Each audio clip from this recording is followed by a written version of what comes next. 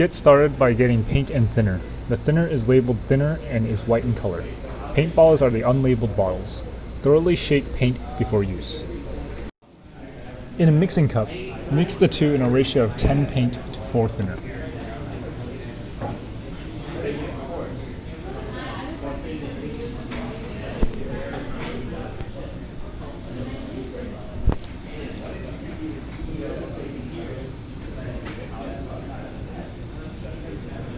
Make sure to thoroughly mix it before use.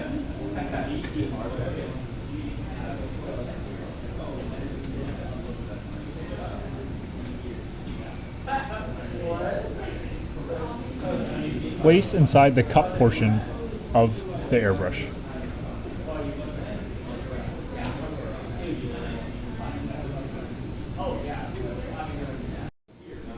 All airbrush usage should be done inside the booth. Otherwise, you will be breathing in paint. Locate the white switch to control the fan and ensure that it is on. The location in the video shown is incorrect. The new location is next to the air compressor.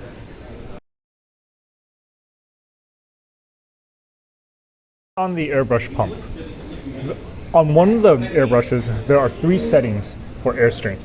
Typically, you want to begin by leaving it on the green setting.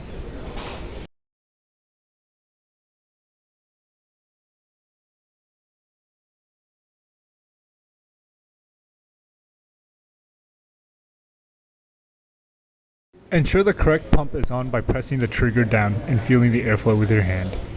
Make sure to not pull back the trigger or you will spray paint on yourself. To use the airbrush, press down the trigger to start the airflow. Pull the trigger back for the paint flow. The further back you pull the trigger, the more paint will flow. Holding the airbrush closer will result in a more opaque stream. Bringing it further back will result in a finer mist.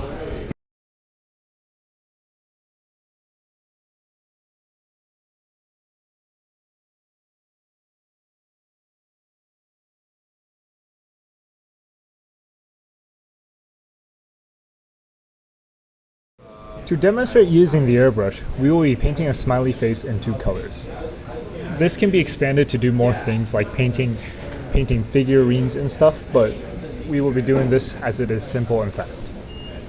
The airbrush is really good at covering a large area evenly with paint. For fine detail, it requires a lot more practice, and you can do this by drawing lines and circles.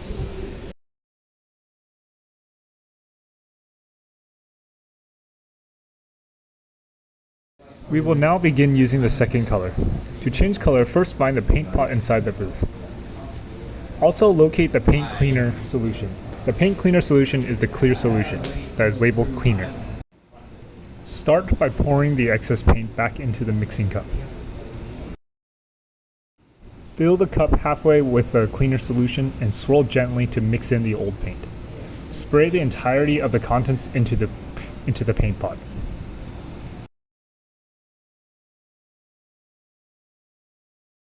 This may take a second, especially if the airbrush is partially clogged. As such, this is also a great way to unclog the airbrush, so ensure to empty the entirety of the cleaner contents.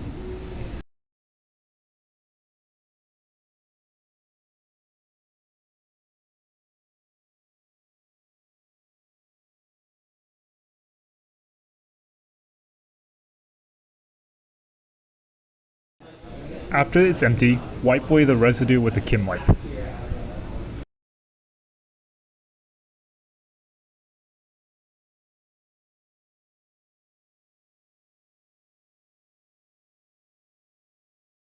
Now get your second color. Notice how there's a separation in the green and black. This is why you need to thoroughly shake the paint before use.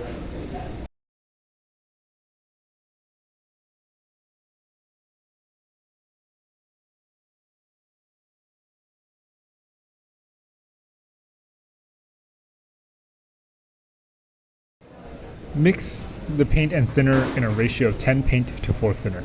Feel free to play with this ratio for different effects. The more thinner you use, the more paint output it will be, but it will take longer to dry. Make sure to grab thinner and not cleaner. The thinner is the white colored one and the cleaner is the clear colored one.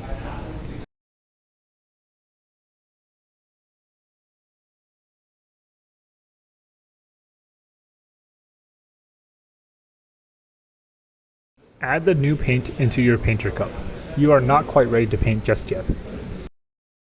There is still a small amount of old paint residue in the nozzle, so make sure to purge a small amount until the new color starts to show. Now continue to paint.